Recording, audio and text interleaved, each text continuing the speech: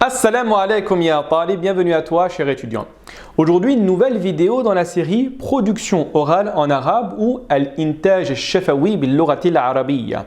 Vidéo dans laquelle nous allons nous intéresser à un mot extrêmement important en langue arabe pour pouvoir créer l'exclusivité, le terme de innama.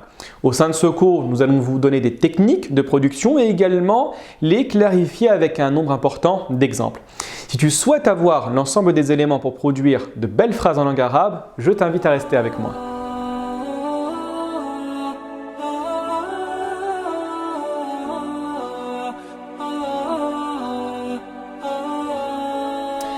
Commençons sans plus tarder avec l'étude du terme de innama. En langue arabe, ce terme fait référence à un outil pour pouvoir créer l'exclusivité, ce que nous nommons en arabe adatu al-hasr.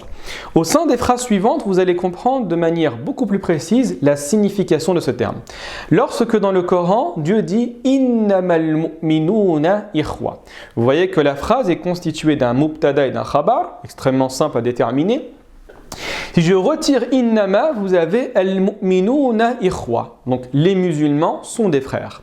Cette phrase atteste du caractère fraternel au sein de la communauté musulmane, mais si vous débutez cette phrase avec le innama, c'est pour dire que les croyants ne sont que des frères. Raison pour laquelle en français nous le traduisons par les termes suivants, les croyants ne sont que frères. Ils ne sont rien d'autre à l'exception d'être frères. Deuxième exemple que je souhaitais vous donner, vous avez le début d'un hadith extrêmement connu. Innamal a'malu binniyat. Ce hadith qui marque l'importance de l'intention, qui a été utilisé par l'imam al-Bukhari pour débuter son œuvre de recension des hadiths, tout comme par l'imam al-Nawawi dans ses deux œuvres extrêmement connues, les 40 hadiths, mais également Riyad al-Salihin, le jardin des vertueux. Qu'est-ce que ce hadith dit?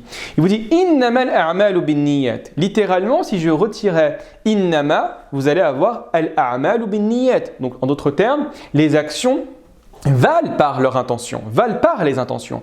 Mais dès lors que le prophète alayhi salatu wassalam a utilisé le terme de innama pour pouvoir parler de l'importance de l'intention, il vous dit innamal a'malu binniyat. C'est comme si en d'autres termes il vous disait mais en définitive l'action que tu réalises n'est valide, n'est bonne, n'est acceptée auprès du divin qu'en fonction de l'intention que tu émets. C'est la raison pour laquelle on va plutôt traduire le verset par le hadith par les actions ne valent que par les intentions. Raison pour laquelle on voit dans toutes les branches du droit musulman l'importance de l'intention. Et tout ça est basé principalement sur ce hadith et à cause du terme innama. Très bien.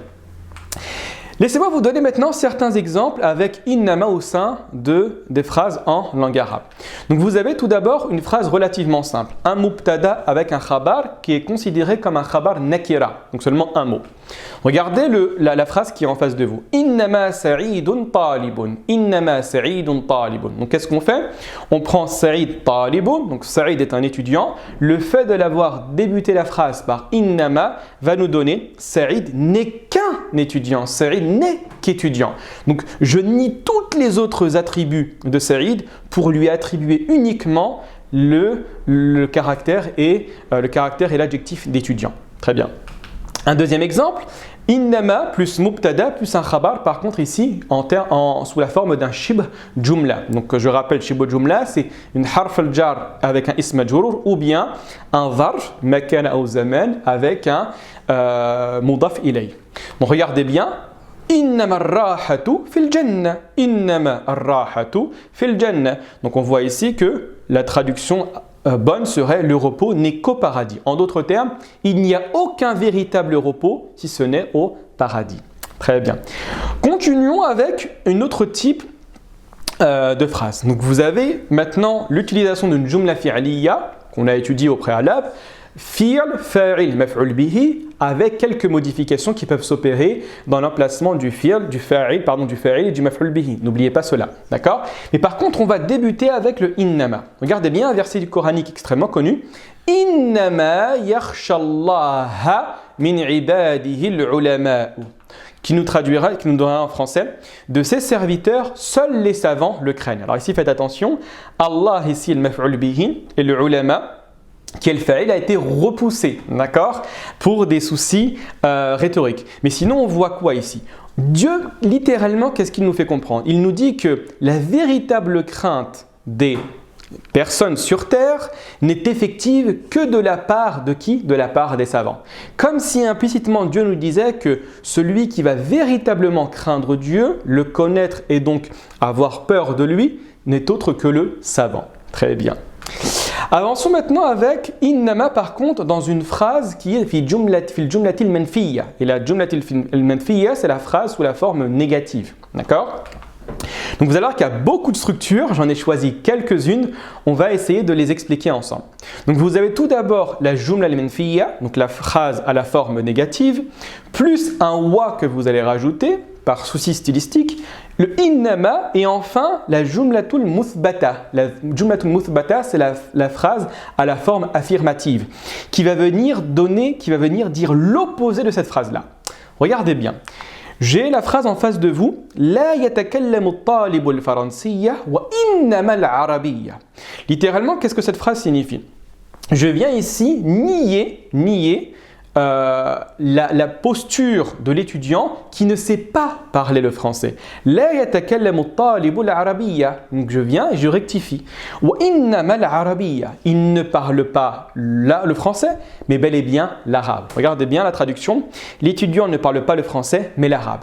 Donc ici, je viens nier innama pour dire qu'il ne parle que la phrase que je vais évoquer par la suite. D'accord ? Deuxième possibilité, alors un peu plus longue, mais n'ayez pas peur, vous avez laïsa qui est considéré comme un fi'al nasir, d'accord, parmi les consoeurs de kana wa akhawatuha, donc qui va uniquement rentrer dans la jumla al-ismiya, souvenez-vous de cela, d'accord. Donc j'ai mis ici jumlatun ismiya. Quand on dit une jumla ismiya, il faudra obligatoirement ici ce qu'on appelle un ism laïsa et un khabar laïsa, qui initialement sont des mubtada et des khabar, il ne faut pas oublier, mais dès lors que laïsa est utilisé, le ism laïsa est marfou', donc il restera avec la dhamma si c'est au mufrad, etc., avec les signes du marfou'. Par contre, le khabar de laïsa, lui, devient mansoub. D'accord? Laïsa al-waladu kabiran, laïsat ad-daru ba'idatan, laïsat al-madrasatu saghiratan, etc. Donc n'oubliez pas cela. Wa plus innama et enfin une nouvelle jumla ismiya qui va venir dire l'opposé de cette jumla ismiya. Regardez bien. Vous avez la phrase laïsa al-waladu rabiyan. Laïsa al-waladu rabiyan. L'enfant n'est pas stupide. Wa innama huwa abqari. Et par contre, c'est un génie, d'accord? Donc, huwa abqari fait effectivement référence à l'walad, mais c'est le contraire de l'arabi. Il n'est pas comme ça, il est bel et bien comme ceci, d'accord? Raison pour laquelle nous avons traduit la phrase par « l'enfant n'est pas idiot, mais c'est plutôt un génie ». D'accord? Donc quand vous voulez montrer en fait une différence qu'il y a entre deux phrases, quand vous voulez rectifier le tir sur une information qui a été octroyée et donnée, il suffit simplement de l'utiliser avec « innama ». Et ce sont de très belles phrases que vous allez produire en langue arabe. Voilà, faqad wasalna ila nihayati ad-dars, en espérant que ce cours vous a été profitable, qu'il va vous servir pour vos productions orales futures. N'oubliez pas que l'ensemble des cours sont disponibles à télécharger gratuitement directement dans le lien qui se trouve dans la description. Portez-vous bien, wassalamu alaikum wa rahmatullahi wa barakatuh.